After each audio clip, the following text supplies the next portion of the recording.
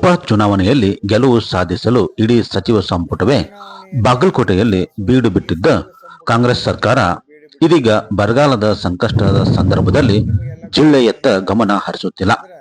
ಇದು ರೈತರ ಮೇಲಿನ ಸರ್ಕಾರದ ನಿರ್ಲಕ್ಷ್ಯವನ್ನು ತೋರಿಸುತ್ತದೆ ಎಂದು ಮಾಜಿ ಶಾಸಕರಾಗಿರುವಂತಹ ವೀರಣ್ಣ ಚರಂತಿಮಠ ಆರೋಪಿಸಿದ್ದಾರೆ.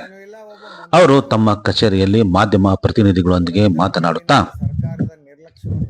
ಉತ್ತರ ಕರ್ನಾಟಕದ ಬಳ್ಳಾರಿ, ಕೊಪ್ಪಳ, ರಾಯಚೂರು, ಕಲಬುರಗಿ, ಬೀದರ್ ಹಾಗೂ ಬಾಗಲಕೋಟೆ ಜಿಲ್ಲೆಗಳಲ್ಲಿ ಭೀಕರ ಬರದಿಂದ ಲಕ್ಷಾಂತರ ಹೆಕ್ಟೇರ್ ಪ್ರದೇಶದಲ್ಲಿ ಬಿತ್ತನೆ ಆಗಿಲ್ಲ. ಇಂಥ ರೈತರಿಗೆ ಎಕರೆಗೆ 50,000 ರೂಪಾಯಿಗಳ ಪರಿಹಾರಧನ ನೀಡಬೇಕೆಂದು ಆಗ್ರಹಿಸಿದರು. ಇದೇ ಸಮಯದಲ್ಲಿ ಕಾಂಗ್ರೆಸ್ ಪಕ್ಷದ ವಿರುದ್ಧ ಹರಿಹಾಯ್ದ ಮಾಜಿ ಶಾಸಕ ವೀರಣ್ಣ ಚರಂತಿಮಠ ಪ್ರಶ್ನೆ ಪತ್ರಿಕೆ ಲೀಕ್ ಆಗಿ ಕೆಲವು ದಿನಗಳ ಬಳಿಕ ಈಗ ಅಧಿವೇಶನ ನಡೆಯುವ ಸಂದರ್ಭದಲ್ಲಿ ಮತ್ತು ದೇಶದ ಹಿತಕ್ಕಾಗಿ ಮಸೂದೆಯನ್ನು ಜಾರಿಗೆ ತರಲು ಕೇಂದ್ರ ಸರ್ಕಾರ ಹೊರಟಿದ್ದು, ಅದಕ್ಕೆಲ್ಲ ತಡೆಯೊಡ್ಡಲು ದೆಹಲಿಯಲ್ಲಿ ಎಲ್ಲ ವಿದ್ಯಾರ್ಥಿಗಳ ಹೆಸರಿನಲ್ಲಿ ಗುಂಡಾಗಳನ್ನು ಕರೆಸಿ ಪ್ರತಿಭಟನೆ ಮಾಡುತ್ತಿರುವುದು ಹಾಗೂ ಹಿಂಸಾಚಾರ ನಡೆಸಲು ಕಾಂಗ್ರೆಸ್ ಮುಂದಾಗಿದೆ. ಕಾಂಗ್ರೆಸ್ ಪಕ್ಷದ ಸರ್ಕಾರ ವಿರುದ್ಧ ಹಾಗೂ ರಾಹುಲ್ ಗಾಂಧಿ ವಿರುದ್ಧ ಮಾಜಿ ಶಾಸಕ ವೀರಣ್ಣ ಚರಂತಿಮಠ ಕಿಡಿಕಾರಿ ವ್ಯಂಗ್ಯವಾಡಿದರು. ಮೇವು ಬ್ಯಾಂಕ್ ಸ್ಥಾಪನೆ ಸೇರಿದಂತೆ ಬರ ನಿರ್ವಹಣೆ ಅಗತ್ಯ ಕ್ರಮ ಕೈಗೊಳ್ಳುವಲ್ಲಿ ಸರ್ಕಾರ ಸಂಪೂರ್ಣ ವಿಫಲಾಗಿದೆ. ರೈತರಿಗೆ ಸಮರ್ಪಕ ಮಾರ್ಗದರ್ಶನ ನೀಡುವಲ್ಲಿ ಸರ್ಕಾರ ಇಚ್ಛಾಶಕ್ತಿ ತೋರ್ತಾ ಇಲ್ಲ. ಬಿಡದಿ ಸ್ಮಾರ್ಟ್ ಯೋಜನೆಗೆ 7,500 ಎಕರೆ ಫಲವತ್ತಾದ ಕೃಷಿ ಭೂಮಿ ತಗೋಬೇಕು ಅಂತ ಹೇಳಿ ಮುಂದಾಗಿ ಇದು ರೈತರ ಹಿತಾಸಕ್ತಿಗೆ ವಿರುದ್ಧವಾಗಿದೆ. ಪ್ರತಿಭಟನೆ ನಡೆಸಿದ ರೈತರ ವಿರುದ್ಧ FIR ಹಾಕ್ತಾ ಇದ್ದಾರೆ. ಇದು ಖಂಡನೀಯ. ಉತ್ತರ ಕರ್ನಾಟಕದ ರಾಯಚೂರು, ಕಲಬುರಗಿ, ಬೀದರ್ ಹಾಗೂ ಬಾಗಲಕೋಟೆ ಜಿಲ್ಲೆಗಳಲ್ಲಿ ಭೀಕರ ಬರದಿಂದ ಲಕ್ಷಾಂತರ ಹೆಕ್ಟೇರ್ ಪ್ರದೇಶದಲ್ಲಿ ಬಿತ್ತನೆ ಆಗಿಲ್ಲ. ಇಂಥ ರೈತರಿಗೆ ಎಕರೆಗೆ 50,000 ಪರಿಹಾರ ಕೊಡಬೇಕು ಅಂತ ಒತ್ತಾಯ ಮಾಡ್ತೇವೆ.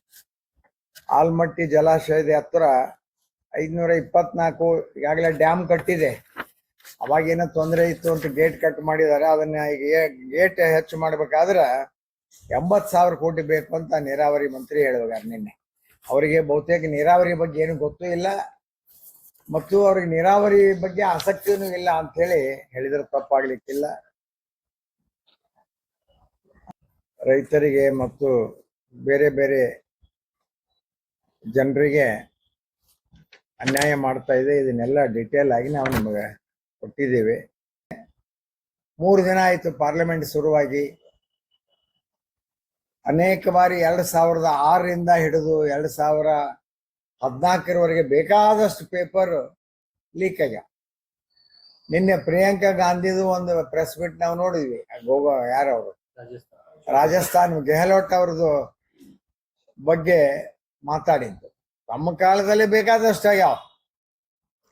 ಅದನ್ನ ಬಿಟ್ಟು ಬರೀ ಮೋದಿ ಅವರು ಧರ್ಮೇಂದ್ರ ಪ್ರಧಾನ್ ಅವ್ರನ್ನ ಹಿಡ್ಕೊಂಡು ಪೇಪರ್ ಲೀಕ್ ಅಂತ ಪೇಪರ್ ಲೀಕ್ ಅದು ಇಶ್ಯೂ ಹೋಗಿ ಅದನ್ನ ರದ್ದು ಮಾಡಿ ಮತ್ತ ಸಕ್ಸಸ್ಫುಲ್ಲಿ ನೀಟ್ ಎಕ್ಸಾಮ್ ಮಾಡಿ 11 ಲಕ್ಷ ಜನ ಎಲಿಜಿಬಲ್ ಆಗ್ಯಾರ.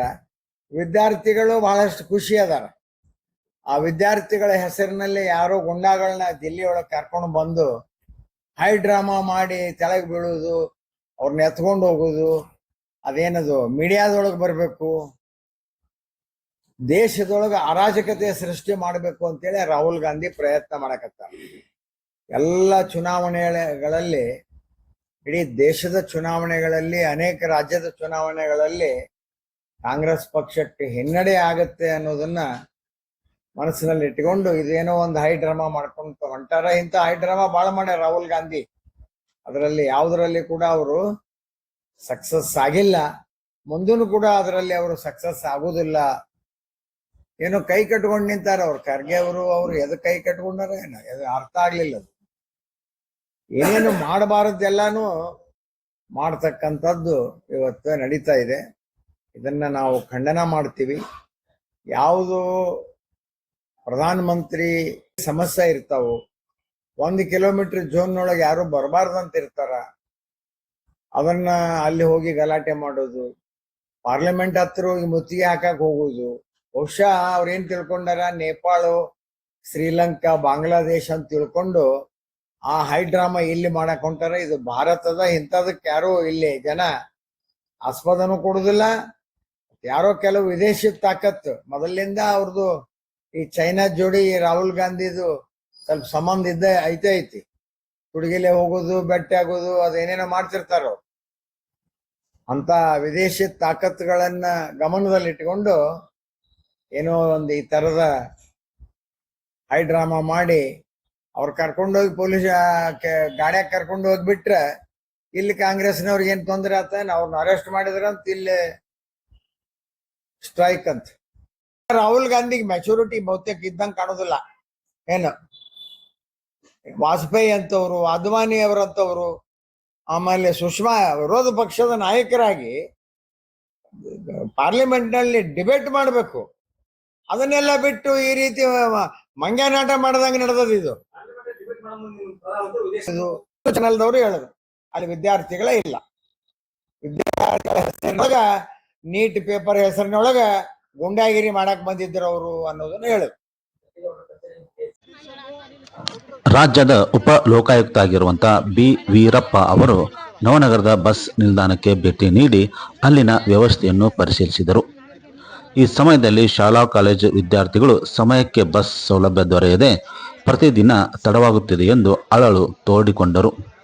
ವಿದ್ಯಾರ್ಥಿಗಳ ಸಮಸ್ಯೆಯನ್ನು ಗಂಭೀರವಾಗಿ ಪರಿಗಣಿಸಿದ ಉಪ ಲೋಕಾಯುಕ್ತರು ನವನಗರದ ಬಸ್ ನಿಲ್ದಾಣದ ವ್ಯವಸ್ಥೆ, ಸಮರ್ಪಕವಾಗಿ ಬಸ್ ಸಂಚಾರದ ಕೊರತೆ ಹಾಗೂ ಸಾರ್ವಜನಿಕರಿಗೆ ಆಗುತ್ತಿರುವ ತೊಂದರೆ, ಅವಧಿ ಮುಗಿದ ಜ್ಯೂಸ್ ಬಾಟಲ್, ಹೋಟೆಲ್ನಲ್ಲಿ ತಿಂಡಿ ಪದಾರ್ಥಗಳನ್ನು ತೆರೆದಿಟ್ಟಿರುವುದು ಸೇರಿದಂತೆ ಇತರ ಸಮಸ್ಯೆಗಳನ್ನು ಆಲಿಸಿದರು.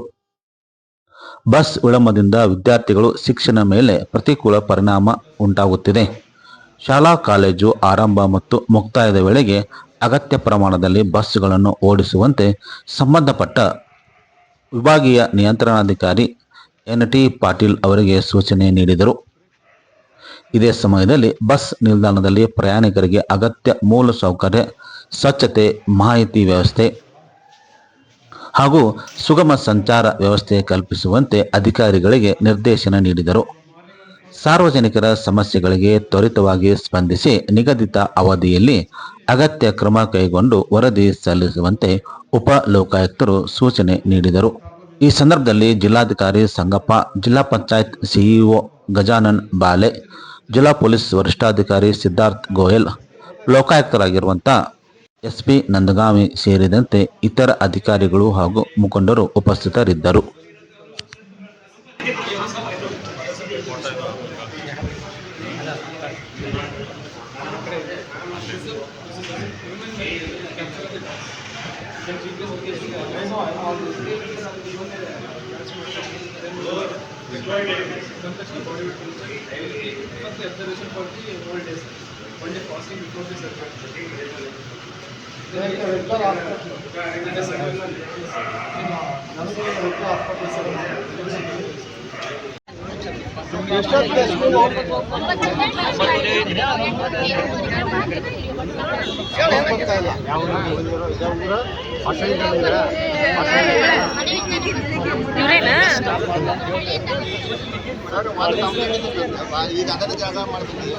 ಬಸ್ ಸ್ಟಾಪ್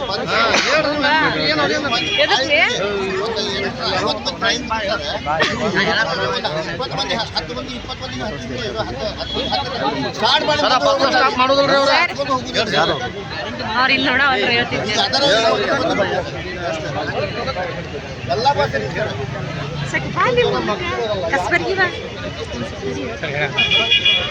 ಬಸ್ ಸರಿಯಾಗಿ ಬಿಡಂಗಿಲ್ಲ ಸರ್. ಮೊನ್ನೆ ಮಾತಾಡ್ಕೊಂಡು ಎಷ್ಟು ಬಸ್ ಇದೆ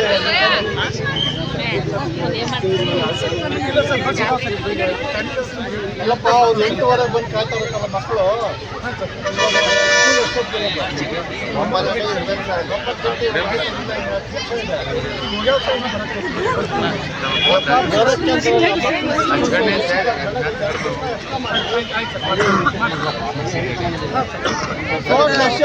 ಕಾಲೇಜಲ್ಲಿ ಹುಡುಗರು ಸರಿ ಏನ್ರಿ ಕಾಲೇಜ್ ಮಕ್ಕಳು 3 ವರ್ಷ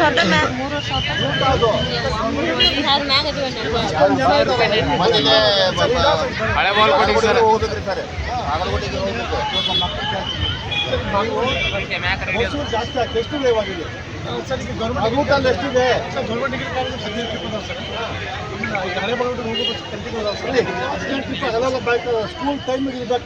ಸ್ಕೂಲ್ ಟೈಮಿಗೆ ಅವ್ರು ಮಕ್ಕಳು ಒದ್ದಾಡಿ ಹೋಗ್ಬೇಕು ಮಾತಾಡ್ತಾ ಸ್ಕೂಲ್ ಟೈಮಿಗೆ ಇವಾಗ 8:15 ಸ್ಟಾರ್ಟ್ ಆಗಬೇಕು. ಸರಿ ಬೆಳಿಗ್ಗೆಯಿಂದ ಹೊಂಟಾವ್ ಸರ್. ಎಲ್ಲಿ ಇಲ್ಲ ಬಂದು ಇಷ್ಟು ಜನ ಮಕ್ಕಳಿದ್ದಾರೆ. ಇಲ್ಲ ಹೊಂಟಾವ್ ಸರ್. ನೀವು ಯಾಕೆ ಮಕ್ಕಳಿಗೆ ಸ್ಟಾಪ್ ಮಾಡೋಲ್ಲ? ಯಾಕೆ ನಿಮ್ಮ ಇವ್ರಿಗೆ ಹೇಳಿ ಕಂಡಕ್ಟರ್ ಎಲ್ಲ ಮಕ್ಕಳಿದ್ರೆ ನೀವು ಸ್ಟಾಪ್ ಅಂದ್ರೆ ಅವ್ರೇನು ನೀವು ಪಾಸ್ ಇರ್ತಾರಂತ ನಿಮ್ಗೆ ಏನು ಸಿಗಲ್ಲ ಅಂತ ನೀವು ಹೋಗ್ಬಿಡೋದು? ಇಲ್ಲ ಸರ್, ನಮ್ಗಿದೆ ಸರ್. ಇಷ್ಟೊಂದು ಜನ ಮಕ್ಕಳು ಒದ್ದಾಡ್ತಾ ಇದ್ದಾರೆ, ಹೋಗಕ್ಕೆ ನೀವು ಯಾಕೆ ಇದು ಮಾಡ್ತಿಲ್ಲ? ಇಲ್ಲ ಸರ್, ಇದು ಮಾಡ್ತೀವಿ. ಎಕ್ಸ್ಟ್ರಾ ಬಸ್ಗಳು ಹಾಕಿ. ಆಯ್ತು ಸರ್, ಹಾಕ್ತೀವಿ. ಇವತ್ತು 4-5 ಎಕ್ಸ್ಟ್ರಾ ನಾಳೆ ಅವ್ರಿಗೆ ಇರ್ತೀನಿ, ನಾಳೆ ಆಯ್ತು ಸರ್. ನಾನು ಮತ್ತೆ ನಾಳೆ ಬೆಳಗ್ಗೆ ಬರ್ತೀನಿ. ಆಯ್ತು ಸರ್. ನಿಮ್ಗೆ ಏನೋ ಪ್ರಾಬ್ಲಮ್ ಆದರೆ ನಾನು ಇಲ್ಲೇ ಇರ್ತೀನಿ. ಹಾಂ ಸರ್. ನಿಮ್ಮ ಗೆಸ್ಟ್ ಹೌಸಲ್ಲಿ ನಮ್ಮ ಲೋಕಾಯುಕ್ತ ನಂಬರ್ ಕೊಡ್ರಿ ಅವ್ರಿಗೆ. ಸರ್ ನೀವು 7:30 ಬಂದು ನೋಡ್ರಿ ಸರ್. ಇಲ್ಲಿ ಹುಡುಗರು ಹೆಂಗ್ ಒದ್ದಾಡ್ತಿರ್ತಾರೆ. ಬಸ್ ಸ್ಟಾಪ್ ಮಾಡಲ್ಲ ಸರ್. ಬಸ್ ಬಾಳ ಗದ್ದಿರ್ತೈತ್ರಿ, ನಿಂತ್ಕೊಂಡು ಎಲ್ಲ ಇದು ಕ್ಲಾಸ್ ಲೇಟ್ ಆಗುತ್ರಿ. ನೀವು ಕೇಳ್ರಿ ಆ ಬಸ್ ಏನ್ ಹೇಳ್ತಾರೆ ಅವ್ರು? ಜಾಸ್ತಿ ಜನ ಇರ್ತೀವ್ರಿ, ಒಂದ ಬಸ್ ಇರ್ತೈತ್ರಿ. ಬೆಳಗ್ಗೆಲ್ಲ ಒಬ್ಬೊಬ್ರು ಬಿಟ್ಟು ಹೋಗ್ರಿ, ಆಟೋಕ್ ಹೋಗ್ರಿ, ನಾವು 10 ರೂಪಾಯಿ ಕೊಟ್ಟು ಕೊಟ್ಟರಿ. ಇಷ್ಟೊಂದು ಜನ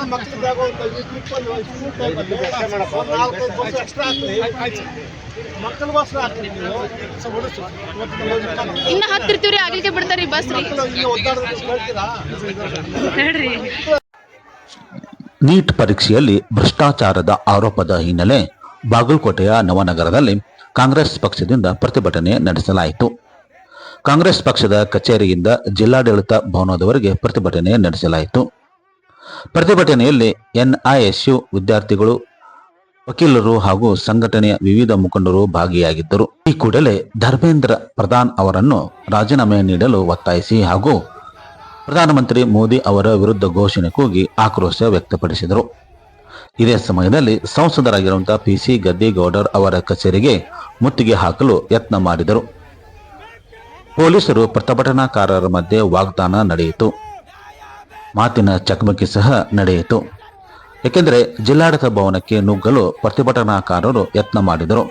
ಈ ಸಂದರ್ಭದಲ್ಲಿ ಪೊಲೀಸರು ಪ್ರತಿಭಟನಾಕಾರರನ್ನು ಬಂಧನ ಮಾಡಿ ಪೊಲೀಸರ ವಾಹನ ಮೂಲಕ ಕರೆದುಕೊಂಡು ಹೋಗಲಾಯಿತು. ಪೊಲೀಸರ ಹಾಗೂ ಪ್ರತಿಭಟನಾಕಾರರ ಮಧ್ಯೆ ನುಗ್ಗಲು ಗೊಂದಲಮಯ ವಾತಾವರಣ ನಿರ್ಮಾಣವಾಗಿತ್ತು. ಪ್ರತಿಭಟನಾಕಾರರು ಪೊಲೀಸರ ವಾಹನವನ್ನು ಕರೆದುಕೊಂಡು ಹೋದ ಬಳಿಕ ಪ್ರತಿಭಟನೆಯನ್ನು ಮುಕ್ತಾಯಗೊಳಿಸಲಾಯಿತು. ನಂತರ ತಮ್ಮ ಬೇಡಿಕೆ ಇರುವ ಮನವಿಯನ್ನು ಜಿಲ್ಲಾಧಿಕಾರಿಗಳ ಮೂಲಕ ರಾಷ್ಟ್ರಪತಿಗೆ ಸಲ್ಲಿಸಿದರು.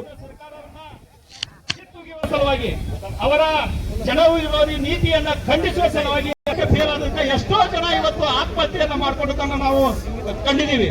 ಇಲ್ಲಿ ವಿರೋಧ ಪಕ್ಷದ ನಾಯಕರು ಸಹ ಅದನ್ನ